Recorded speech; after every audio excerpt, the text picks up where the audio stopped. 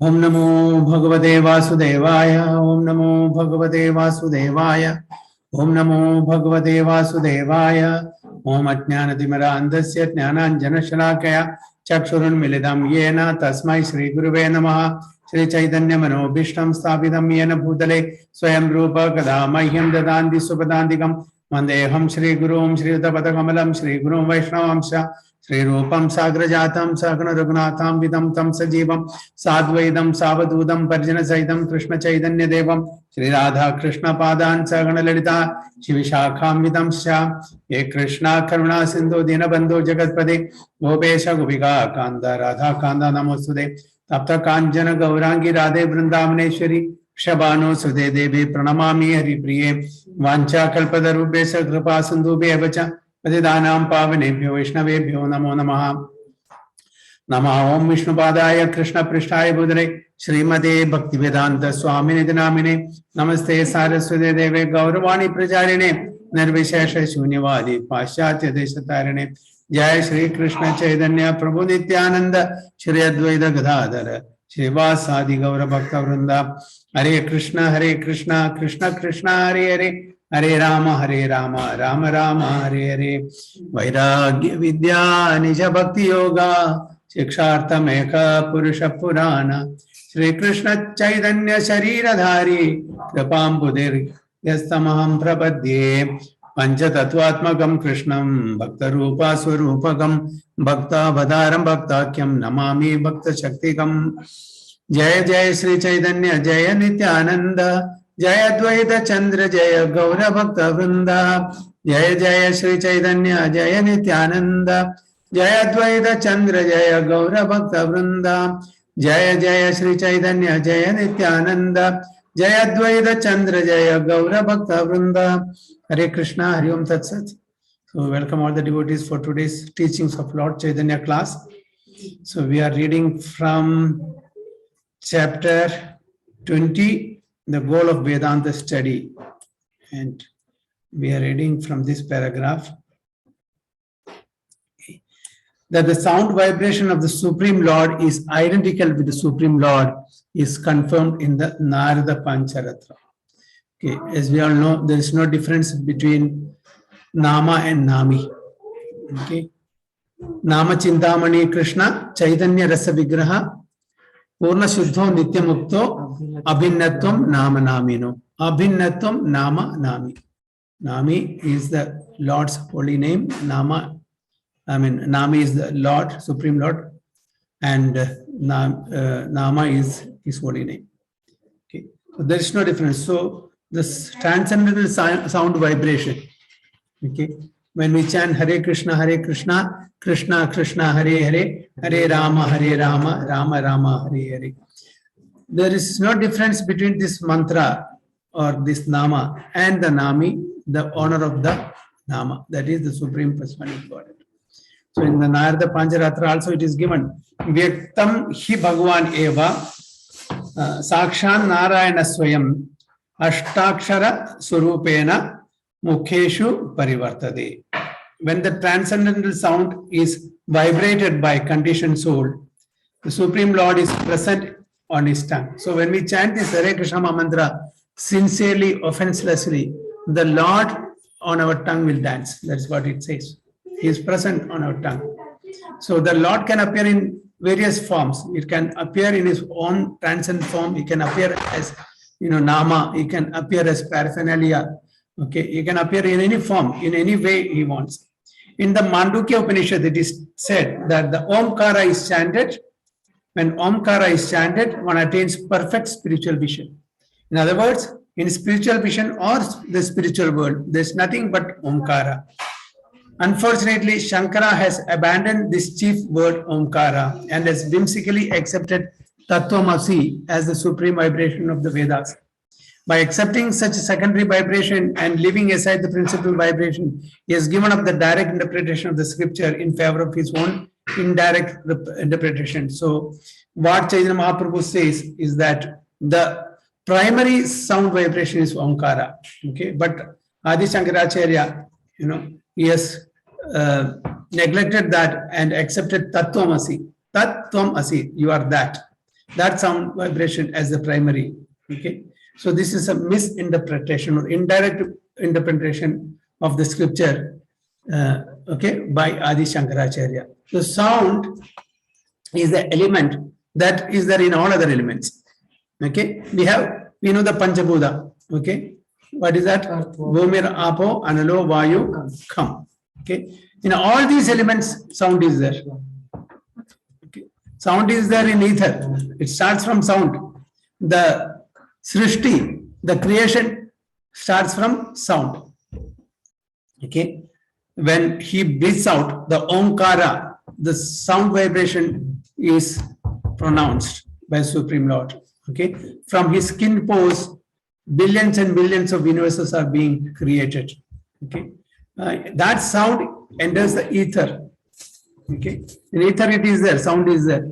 There is sky. Okay, in Vayu, sound is there, air. In fire, sound is there. In water, sound is there. In earth, sound is there. So all the elements carries the sound. So the primary sound vibration is Omkara. Okay, Tattvamasi is in a secondary and as interpreted, indirectly interpreted by Adi Shankaracharya. That is not primary. That's what Chaitanya Mahaprabhu tells. Okay, so Sripad Shankaracharya has unceremoniously obscured the Krishna consciousness described in the Purusha Vedanta Sutra by manufacturing an indirect interpretation and abandoning the direct interpretation. So he has, ignored or neglected the primary sound vibration of Omkara. Instead, he has given importance to the indirect sound vibration, which is Tattvamasi, as interpreted by him. Unless we take all the statements of the Vedanta Sutra as self-evident, okay, there is no point in studying the Vedanta Sutra. Interpreting the aphorisms of the Vedanta Sutra according to one's own whim is the greatest disservice to the self-evident Vedas. The Vedas are known as self-evident. What is that? That's why it is known as axiomatic truth. Okay, self-evident. It doesn't require any supplement or support to prove the authenticity of Vedas. This axiomatic truth means self-evident, self-proven. No supporting evidence or any ideas required to support the Vedanta Sutras statements. As far as the Omkara Pranava is concerned, it is considered to be the sound incarnation of the Supreme Personality of Godhead. As such, Omkara is eternal, unlimited, transcendental, supreme, and indestructible. Okay, everything that relates to Krishna, it is eternal, it's unlimited, transcendental, and supreme and indestructible. He, Omkara, is the beginning, middle, and the end. Okay, he is beginningless. Last time we explained that also. Adir, Anadir. Adir means original. Anadir means no beginning, beginningless as well. When one understands Omkara as such, he becomes immortal. Okay, so if you really understand the Omkara in Tattva, okay, in Tattva, one can become immortal. What is our immortality? One gets liberated from this bodily conception of life, from this mortal body. So one becomes immortal. We are otherwise also we are immortal. Okay, the Atma is immortal only, but the covering that we carry is mortal. So if we really want to get a spiritual body, which is immortal, now we are all having a material body which is mortal. So if we want to go to the spiritual world, we should have an immortal body, isn't it? So when we really understand the Omkara in the Tattva, okay, then we are liberated. So he becomes immortal. One should thus know Omkara as a representation of the Supreme, situated in everyone's heart. One who understands Omkara and Vishnu as being one and the same and all pervading, never laments in the material world, nor does he remain a Shudra. A Shudra means an ignorant person. It is not the Varna that only Shudra is unable to understand this. No. Even those who are in Brahmanas or Kshatriyas or Vaishyas, those categories of the people also are ignorant if they don't understand this Tattva. Okay. Ubadrishtanu Mantacha Bharta, Bhokta, Maheshwara. What is that? Paramatmevi Chapikto. What is the last? Paramatmedi Chapikto Purushapara. Anyway, I don't remember that. Purushapara. That is the Lord in everyone's heart is dwelling as what? Paramatma. Okay, he is doing two activities, Upadrashta and Anumanta. Upadrashta means he is a witness, Anumanta is a sanctioner. We should understand that. So, Lord is represented by the sound vibration of Omkara also. So, Omkara is also not different from the Supreme Lord. So, Lord has different aspects, Brahman aspect, Paramatma aspect, and Bhagwan aspect, which is complete. The Bhagwan aspect is the complete. The Lord is dwelling in each and everyone's heart as Paramatma. Okay, when the creation is done, the creation is done from the sound vibration of the Supreme Lord, that is Omkara. So there is no difference between the Lord and his holy name. Okay, so this is Upadrashtanu Mantacha Bharta Bhokta Maheshwara Paramatmeti Chapikto Dehesmin Purushapara. Dehesmin, every Deha, in every living at his Deha, he is there as Paramatma. Yet in this body there is another, a transcendental enjoyer, who is the Lord, the Supreme Proprietor, who exists as the overseer and permitter, and who is known as Super Soul. So Shuddha, here it means that ignorant person. Although he, Omkara, has no material form, is unlimitedly expanded as unlimited form. Okay, this Omkara has no material form, but at the same time is unlimitedly expanded and has unlimited form. By understanding Omkara, one can become free from the duality of the material world and attain absolute knowledge. So when we know this in truth, okay, says, evam ve, evam yo veti tattvataha. Janma karma cha medivam, evam yo veti tattva. Tektva deham punarjanma naiti mam edi sarjana. So when we know, understand this in truth, one becomes immortal. So such is the description by the Mandukya Upanishad. One should not foolishly interpret an Upanishadic description and say that it is because the Supreme Personality of Godhead cannot appear himself in this material world in his own form that he sends his sound vibration, Omkara, instead. Due to such a false interpretation, Omkara has come to be considered something material. And consequently, Omkara is misunderstood and eulogized as being simply an exhibition or symbol of the Lord. Actually, Omkara is as good as any other incarnation of the Supreme Personality of Godhead. It has form. It has transcendental form. Although it is sound vibration, it is Lord's transcendental form. There is no difference. The Lord has innumerable incarnations and Omkara is one of them. Okay, we say Nama Prabhu. Okay, Nama Prabhu. Prabhu is a person, isn't it? Why we are telling Nama Prabhu? Nama is the holy name. So Omkara is also sound vibration. It's a Prabhu, it's a personality.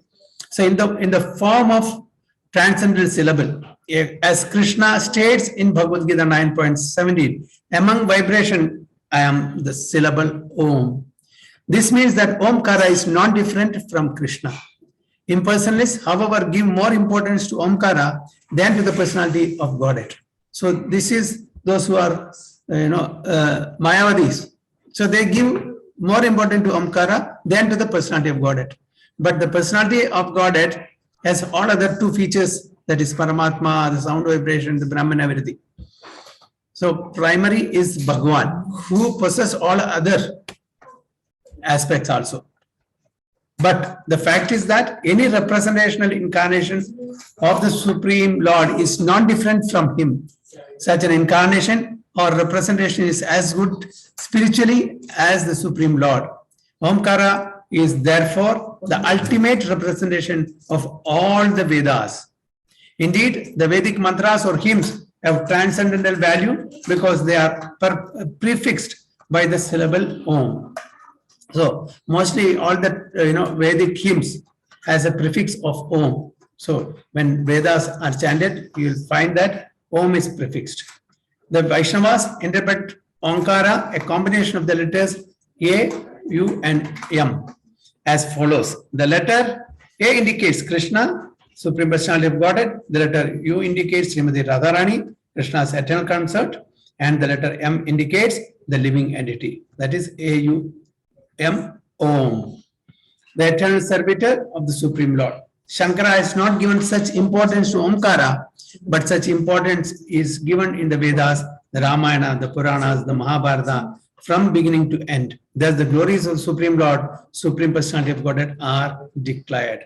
So here it ends. The 20th chapter ends here. So it's very clearly mentioned that there is no difference between the sound vibration of the Supreme Lord, Omkara, and the Supreme Lord himself. Okay. So Abhinnatvam Nama Namino. So this is what Chaitanya Mahaprabhu explains to Prakashananda Suraswati along with his followers who were at that time following the Mayavada philosophy. So he's just trying to explain the difference between the philosophy of personalism and impersonalism. Hare Krishna. So we end here the 20th chapter. So is any comments or any other you want to share something? Please. Hare Krishna, Prabhu. Hare Krishna. Yes, and Prabhuji. Prabhuji, normally, often people use when someone passed away, they mostly in the messages people use Om Santi. No. You know that word Om Santi. Yeah. So, like, what is your thought on that particular word? That is the correct.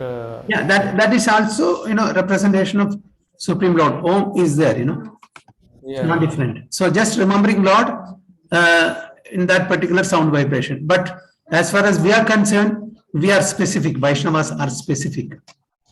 Okay. When we chant Hare Krishna mantra, it is more personal. Okay. This is Hare Krishna, Krishna Krishna, Hare Hare, Hare Rama, Rama Rama, Hare Hare. It is more personal. Okay. Omkara is sound vibration. There's no difference between, but that is again, it says there are two types of nama. Okay, Mukhya Nama, okay, Gauna Nama. Mukhya Nama is primary name, and Gauna Nama is secondary name. So this of Lord's only, but the Mukhya Nama is the name that is related with his devotees. For example, Vasudeva, Nanda Nandana, Yashoda Nandana, Vasudeva Nandana, Gopijana Vallabha. Okay, these are all names related with certain leelas or with certain devotees of the Supreme Lord. So these are all considered the Mukhya Nama, the primary name.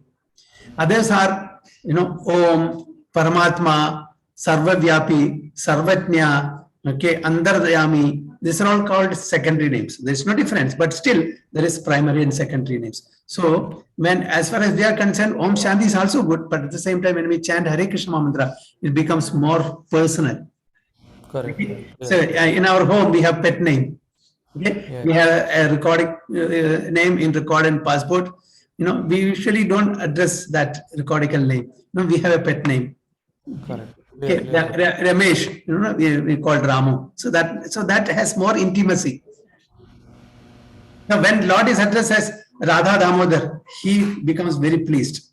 Yashoda Damodar, he becomes very pleased.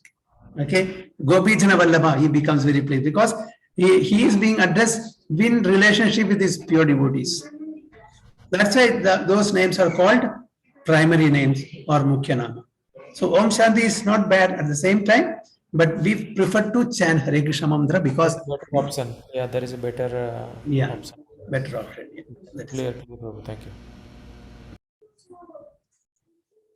Any other thoughts or anybody want to share anything else?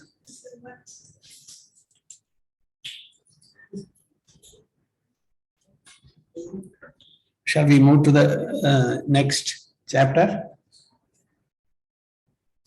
Anything, Madaji, you want to ask something? Yeah, Hare Krishna Prabhuji. Prabhuji, it is written here, Shankara has not given such importance to this Omkar. Means Shankaracharya, na?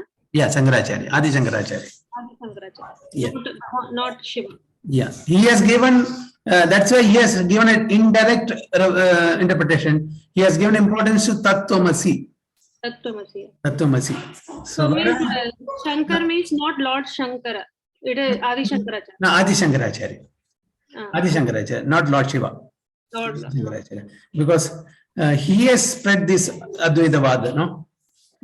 So Yes. he has taken this. He has given more importance to Tattvamasi than to Omkara. That's what Chaitanya Mahaprabhu says here. Okay. Anything else? No problem. Thank you, Prabhu. So we'll go to the next chapter. Chapter 21. The Mayavadi philosophers are converted. Now, the chapter deals with how Chaitanya Mahaprabhu, after discussing with Prakashananda Saraswati and his followers, all of them gets convinced and gets converted to Vaishnavism. So this is a chapter. So in this way, Lord Chaitanya condemned attempts at indirect interpretation of the Vedanta Sutra, and all the sannyasis present were struck with wonder by his explanation. So they have never heard such explanation before, because everything what they have heard is everything impersonal. Okay, everything impersonal. So that's why after hearing this explanation from Chaitanya Mahaprabhu, they were wonderstruck. So after hearing the direct interpretation, one of the sannyasis immediately declared, "O Sripad Chaitanya, whatever you have explained in your condemnation of the indirect interpretation of the Omkara is not at all a useless argument. Still, only a fortunate person can accept your interpretation as the right one." Actually, every one of us now knows that the interpretation given by Shankara are all artificial and imaginary. But because we belong to his sect, we took it for granted that his interpretation was the right one. We shall be very glad to hear you further explain the Vedanta Sutra by direct interpretation. So the Vedanta Sutra was misinterpreted by Adi Shankaracharya for a purpose. Okay, as we all know, from Vaidism, that is from Buddhism, came Advaita philosophy. From Advaita philosophy came Dvaita philosophy, that is our Visishtadvaitam, the Shuddha, then Vedadvaitam, all these things. So slow and gradual refinement took place. So it was for a purpose that he had to misinterpret the Vedanta Sutra. That's also by the instruction of Lord Vishnu only. So Sripad Adi Shankaracharya is not at fault. That was the instruction given to him. So he had to misinterpret the Vedanta Sutra in that particular way. Okay. And so slowly and gradually, Ramanujacharya, then Madhavacharya, then Chaitanya Mahaprabhu, refined it completely. Okay. So the sannyasis there who were assembled and who were listening to the direct interpretation from Chaitanya Mahaprabhu accepted that whatever Shankaracharya has given is not a direct interpretation, it's an indirect interpretation. So and now they're requesting Chaitanya Mahaprabhu to explain the Vedanta Sutra by direct interpretation, to further explain. Being so requested, Lord Chaitanya explained each and every aphorism of the Vedanta Sutra according to the direct interpretation. He began by explaining the word Brahman, indicating that Brahman means the greatest, the supreme personality of Godhead. The word Brahman indicates that greatest is full with 6 opulences. In other words, the supreme personality of Godhead is the reservoir of the wealth, all fame, all strength, all beauty, all knowledge, and all renunciation. When Lord Krishna was present personally on earth, he exhibited these 6 opulences in full. So Brahman, Brahman according to context, it can differ. But here Brahman is the greatest with 6 opulences, who is none other than Bhagavan. Okay. Brahman can be referred to Jivatma also. Aham Brahmasmi. Parabrahman is the Supreme Lord. So Brahman, according to context, the meaning may change. Because the Sanskrit word, same word can mean differently in different contexts, just like Atma. Okay. There's a verse in Bhagavad Gita, as we all know, Udaret Atmana Atmanam Na Atmanam Avasadayet Atmaiva hi Atmano Bandhur Atmaiva Ribur Atmana. So there Atma sometimes refers to body, sometimes to soul, No, so Atma can be referred to body, mind, and soul also. Okay. Sometimes it is mind, sometimes it is body, sometimes soul also. So contextually, we have to take the meaning. So this, an ordinary person cannot decipher. Only the acharyas can make us understand the clarity of such usage. So that's why we need a guru. Without guru, we may not get the right interpretation. So Brahman means the Supreme Personality of Godhead who possesses all the six opulences like wealth, fame, strength, beauty, and knowledge. So when Lord Krishna was present personally on earth, he accepted these six opulences in full. So in full, 100%. So only a person who possesses all these opulences 100% can be called as Bhagavan. Bhagavan. Bhaga means the opulence is one and who possesses. Therefore, the Supreme Personality of Godhead Krishna is the Supreme Brahman, Parabrahman. Okay. We are Brahman in a sense because we are part and parcel of that Supreme Brahman. But who is Parabrahman? There is only one. We are not Parabrahman. He is a Supreme Person. This is confirmed by Arjuna in the Bhagavad Gita. Param Brahma, Param Dhama, Pavitram, Paramam Bhavan. Okay. Param Brahma. There he has actually used the right word, Parabrahma. Param. He has not just mentioned Brahman. Param Brahman. Okay, you are the Supreme Brahman, the ultimate, the Supreme Abode. Therefore, Brahman indicates the greatest, and the greatest is the Supreme Personality of Godhead, Krishna. He is the shelter of the absolute truth, Paratattva, because he is Param Brahma.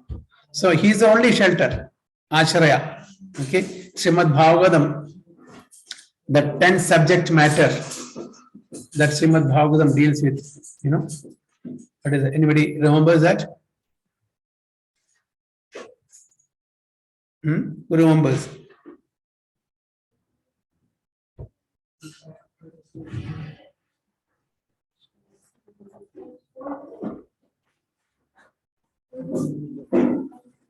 Atra sarga visargasya sthanam poshana utyaya mannandra ishanugada nirodha muktir ashraya. Nobody remembers? Okay. These are the 10 subject matter that are dealt in Srimad Bhagavatam. Atra sarga visarga. Sarga is primary creation. Visarga is secondary. Atra sarga visargasya sthanam poshana uteya mannandra ishanu kadha nirodha muktir ashraya. The last come ashraya. He is the only shelter. Who is the shelter? Lord Sri Krishna. Okay. So here it's given that Param Brahman and Krishna is the spirit. Where it is said, okay, he is the shelter of the absolute truth, Paratattva, because he is the Param Brahma. There is nothing material in his opulences of wealth, fame, strength, beauty, knowledge, and renunciation. All the Vedic verses and hymns indicate that everything about Krishna is spiritual and transcendent. Wherever the word Brahman appears in the Vedas, it should be understood that Krishna, the Supreme Personality of Godhead, is indicated. An intelligent person at once replaces the word Brahman with the name Krishna. So there is no difference between the Brahman and Sri Krishna. It's one and same. It is its different aspects. So Brahmedi, Paramatmedi, Bhagwan Idi Sadhyade in Srimad Bhagavatam it is. Brahman is also the light emanating from the body of the Supreme Lord. One of the features, one of the aspects of the Supreme Lord. Paramatma is a partial representation of the Supreme Lord. Bhagwan is the complete Supreme Absolute Truth. Okay. So this we have to, so wherever Brahman is mentioned, we have to refer, to the Supreme Lord Krishna. That is what an intelligent person at once replaces the word Brahman with name Krishna. Supreme Personality of God is transcendental to material modes of nature, but he is fully qualified with transcendental attributes. So he is not within the three modes of material nature as we all are. We are all under the clutches of three modes of material nature, Sattva, Rajas, Tamo, Guna. Okay. He is Guna Atit, beyond Gunas. That means Nirguna. So what does it mean? He doesn't have any material quality, but he has transcendental quality. Okay. He has transcendental attributes. Unlike us, we are within the three modes.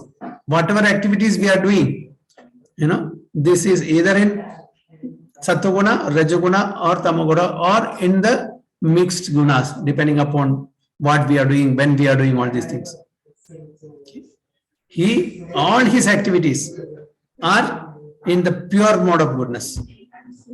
In the pure mode of goodness. That's why our activities are called karma. Okay, Supreme Lord's activities are called Leela. Okay, whatever we do, since it falls under the category of these three modes of material nature, our activities, gets karma. We will have karmic reaction for any activity that we do, because it falls in any of the three modes of material nature. Whatever the Lord does or the pure devotee does, who are beyond the three modes of material nature, it is called Leela. They don't get any reaction for their activities. So people will, sometimes say Krishna, is also getting reaction. Will Krishna get reaction for any of his activities? He is beyond. He is the Supreme Lord. He will not get any reaction. He is not an ordinary person like us. He has chosen his birthplace, his parents, situation, his color, his form, everything he can choose. Can we choose our parents? Can we choose the place we take birth or we leave our body? Can we choose the situation that we take birth? No, we cannot choose anything. We cannot. Can we choose the form? Okay, I want human form only. I don't want an animal form. It all depends upon our karma. The Lord, we are forced to take birth in a particular family, in a particular form, in a particular situation. The Lord descends as per his sweet will. Sometimes as Matsya, Varaha, Kurma, Vamana or Parashurama, Rama, whatever forms he wants, wherever he wants, he can choose. So if he is, bound by karma, will he be able to choose? Will not be able to choose anything. He is beyond karma.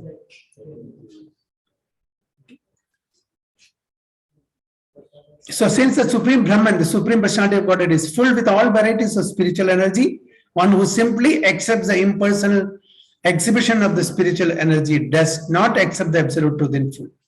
To accept the Supreme in full is to accept spiritual variegatedness, which is transcendental to material modes of nature. By failing to accept the Supreme Personality of Godhead, the impersonalists are left with an incomplete conception of Brahman. Okay, so the Mayavadi philosophers, Mayavadi devotees or impersonalists, they don't accept the form of the Supreme Lord. They say that the Lord doesn't have any form. He is Nirakara. He has no form. So they have an incomplete understanding. Their understanding is not wrong. It is an incomplete understanding. They know only the Brahman aspect. That is the Brahman aspect of the Supreme Lord. That is that Jyoti or the effulgence that comes from the body of the Supreme Lord. It's not different. It is one of the features. Or the yogis, they will accept the Paramatma aspect also.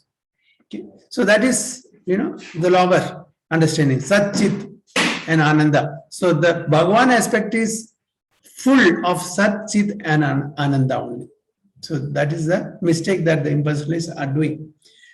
The approved method for understanding the Supreme Personality of Godhead, Krishna, is the path of devotional service. So if you really want to understand the Supreme Lord as he is, we have to take Bhakti Marga, the path of devotional service.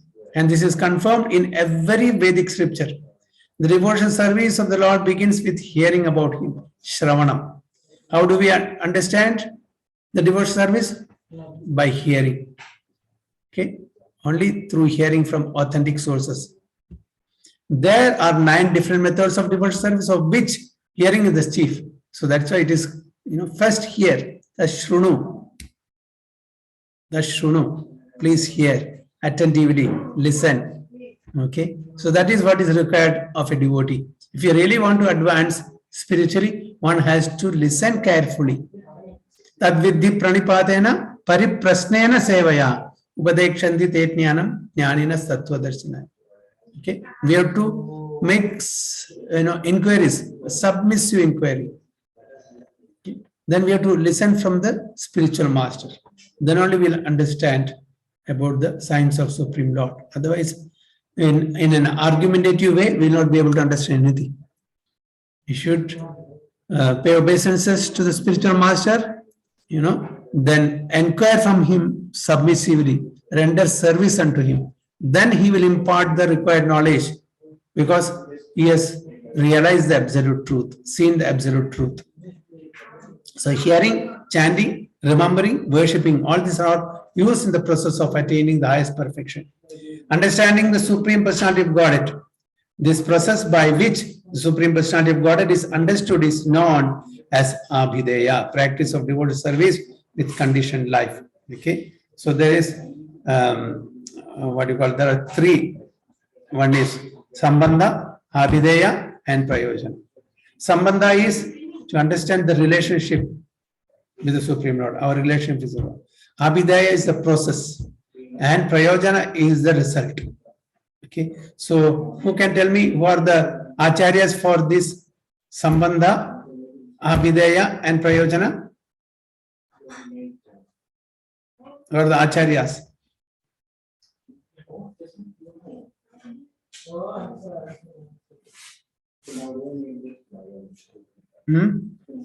Anyone? Paramarada Mataji, you are there? Hare Krishna. Hare Krishna Mataji. Can you tell? Prayojana Raghunath Das Goswami. Yes. Abhideya Sanatan Goswami. No, Rupa Goswami. Yes. And Sambandha Sanatan Goswami. Very good. Sanatana Goswami, Rupa Goswami, and Raghunath Das Goswami. These are the acharyas for Sambandha, Abhideya, and Prayojana. So in practice, it is experience that one who takes to Krishna consciousness does not like to deviate to any other consciousness. So one who has got this essence of Krishna consciousness, they will not go anywhere else. In Tattva, one should understand in principle. One should have the conviction, and one should have the mercy of the, Supreme Lord and the acharyas. Then we will not deviate to any other consciousness. Krishna consciousness is the development of love for Krishna, Supreme Personality of Godhead. And this is the fifth and highest interest of the human being. What is it? Krishna consciousness is the development of love for Krishna, Supreme Personality of Godhead. And this is the fifth and highest interest of the human being. This is the Panchama Purushartha. This is what it means. Okay, there are Purusharthas. What is that? Dharma, Artha, Kama, Moksha. So here it says, this is the fifth. It's called Panchama Purushartha. That is Prema. Okay, Dharma, Artha, Kama, Moksha. After Moksha, impersonalists, the Mayavadis, they are stopped. They stop. There is no, because they don't believe in the God's form. So there is no devotional service for them. So Moksha is final for them. But whereas devotees, they eternally serve the Supreme Lord in the liberated condition. So that's why it is said here, it is the fifth and highest interest of the human being, Prema, Krishna Prema. When one takes to this process of transcendental devotional service, leading to love of Godhead, he relishes his relationship with Krishna directly, and from this reciprocation of relishing transcendental dealings with Krishna, Krishna gradually becomes a personal associate of the devotee. So as we progress in this devotional service, when we develop a relationship in love of Godhead, Krishna Prema, we can have a personal relationship, and we can become a personal associate of the Supreme Lord. Okay. Personal associate of the devotee. Gradually become a personal associate of the devotee. Then the devotee eternally enjoys blissful life. Therefore, the purpose of the Vedanta Sutra is to re-establish the living and dislost relationship with the Supreme Lord Krishna, to describe the execution of the devotional service, and to enable one to ultimately achieve the highest goal of life, love of Godhead. That is the ultimate goal of life of every living entity. To attain love of Godhead, love of Krishna. That is ultimate. Liberation, it is said, Rupa Goswami says, in Bhakti Rasamrita Sindhu, Bhukti Mukti, all this Bhukti means sense enjoyment. Mukti means liberation. They're all standing like maid servants at the devotee's doorstep. Very, very secondary. They are already, it's not something important. Mukti is sense enjoyment, Mukti is liberation. They're all standing as maid servant at the doorstep of a devotee. Devotee is concerned about only Krishna Prema. That is the highest goal of human life. Jivera Surupa hai Krishnera Nityadas. This is the Surupa of every living entity. Krishnera Nityadas, eternal servant of the Supreme Lord Krishna. So Vedanta Sutra describes these three principles of transcendental life and nothing more. Okay. So after Lord Chaitanya explained the Vedanta Sutra by directly interpreting the aphorisms, the chief disciple of Prakashananda Saraswati stood up in the assembly and began to praise Lord Chaitanya as Supreme Personality of Godhead Narayana. So after the discussion, after explaining the Vedanta Sutra, direct interpretation, the chief disciple of Prakashananda Saraswati stood up and, glorified Chaitanya Mahaprabhu as none other than the Supreme Personality of Godhead Narayana. See the effect, see the influence that Chaitanya Mahaprabhu did. All of them were following the impersonalism philosophy, by their mercy, by the mercy of the Supreme Lord, or by the mercy of Chaitanya Mahaprabhu, they all got converted into Vaishnavism. They accepted that this is the right interpretation. The chief disciple not only very much appreciated the explanation of the Vedanta Sutra by Lord Chaitanya, but he publicly stated the direct explanation of the Upanishads and Vedanta Sutra is so pleasing that we forget ourselves and also forget that we belong to the Mayavadi sect. They've forgotten about their own identity, that they were the impersonalist followers. We must admit that Shankaracharya's explanation of the Upanishad and Vedanta Sutra are all imaginary. They are also there. So the interpretation given by Adi Shankaracharya are all imaginary.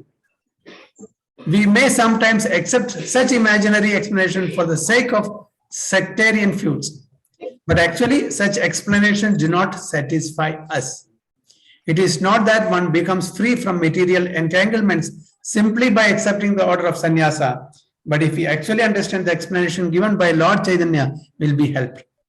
Indeed, Sri Krishna Chaitanya's explanation of the verse beginning Hare Nama, Hare Nama, Hare Nama Eva Kevalam is pleasing to all of us.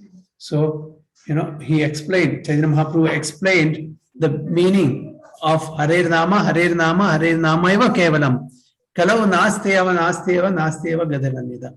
Chaitanya Mahaprabhu explained this to the sannyasis assembled there, headed by Prakashananda Saraswati.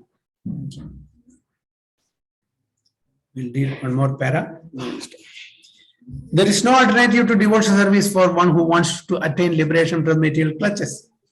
So here Chaitanya Mahaprabhu explained that if at all you all want to attain liberation from the material clutches, one has to take devotion. There is no alternative for that.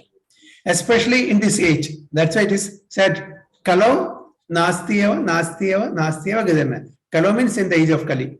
There is no other way, there is no other way, there is no other way. Except what? Hare Nama, Hare Nama, Hare Nama, Kevalam. Chanting the holy name of Hari. That is Hare Krishna, Krishna Krishna, Hare Hare, Hare Rama, Rama Rama, Hare Hare. Okay. In Srimad Bhagavatam 10.14.4, it is stated that when a person abandons the path of devotional service and simply labors for knowledge, so only profit is the trouble he takes to understand the difference between matter and spirit.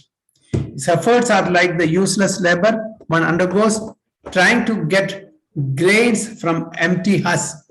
Similarly, Srimad Bhagavatam 10.2.32 states that a person who gives up the transcendental loving service of the Supreme Personality, Supreme Lord, and superficially consider himself liberated, never attains actual liberation. Although with great labor, austerity, and penance, he may be elevated to the liberated platform. For want of shelter at the lotus feet of the Supreme Lord, he falls down again to the material contamination. So a risk is there for the Mayavadi followers. What? Even if they attain the liberation, there is every possibility that they will fall down again to this material pool. In Srimad Bhagavatam, 11th canto, is very clearly mentioned that those who are jnanis gets liberated from this material world and wants to merge into the Brahman effulgence of the Supreme Lord. After so long time, when they develop to do some service, they will have to come back to this material world, get association of Vaishnavas or pure devotees of Lord, then practice devotional service, then only they will get promoted to the spiritual planets. So that's why it is mentioned here that although with great labor, austerity, and penance, he may be elevated to the liberated platform. For want of shelter at the lotus feet of Supreme Lord, he falls down again to the material contamination. Why it is mentioned great labor, austerity, and penance? So getting liberated from this material existence, okay, as far as they are concerned, it is great labor, austerity, and penance. Why? Why it is great labor, austerity, and penance? Because we are not following Hare Krishna. As far as devotees are concerned, it's not at a great labor, austerity, and penance. Why is it is mentioned here?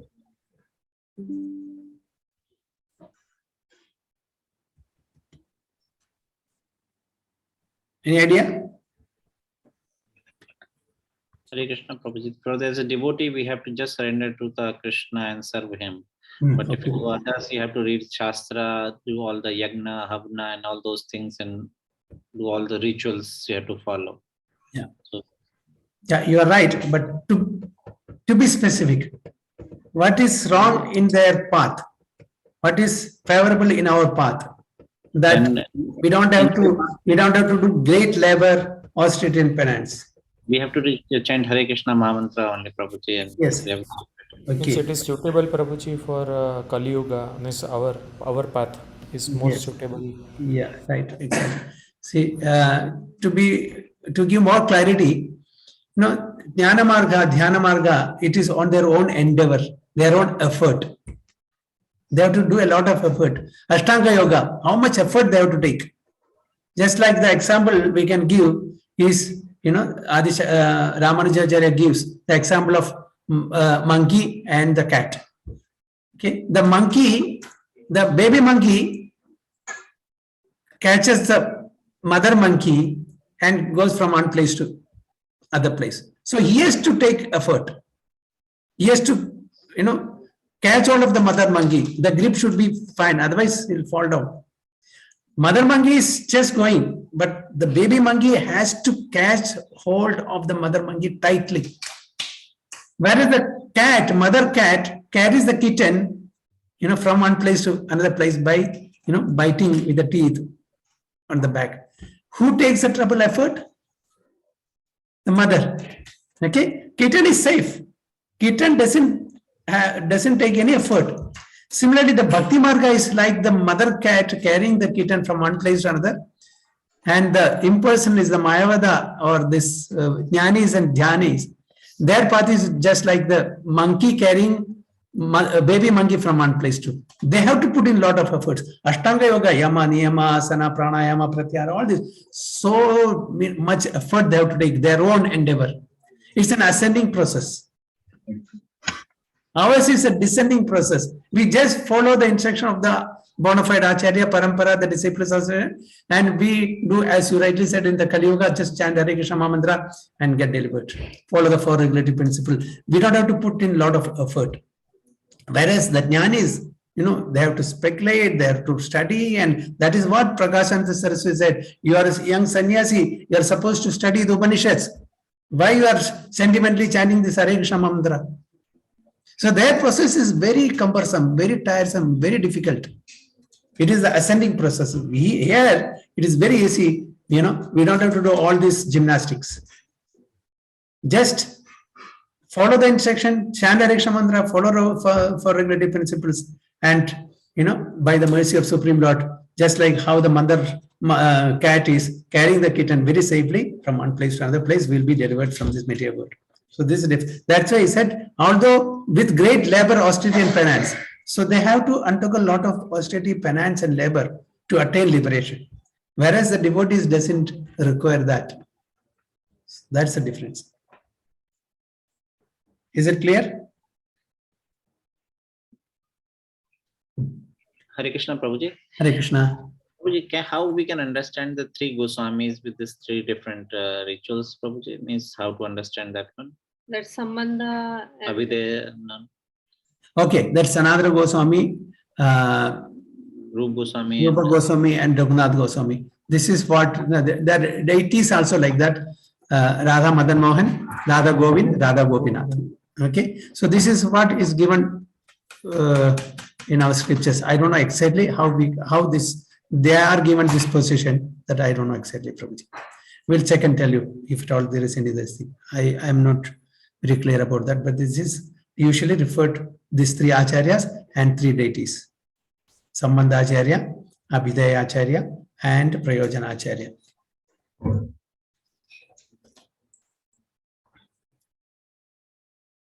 Okay, so we'll stop here. It's 8 o'clock. So next is the Supreme Brahman cannot be accepted as impersonal from that para. Okay, text chapter 21 from this verse. Please mark Madaji. Okay.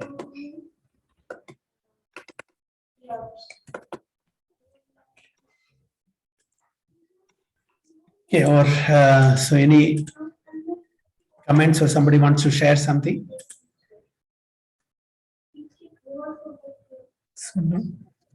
Yeah. When we click, line comes.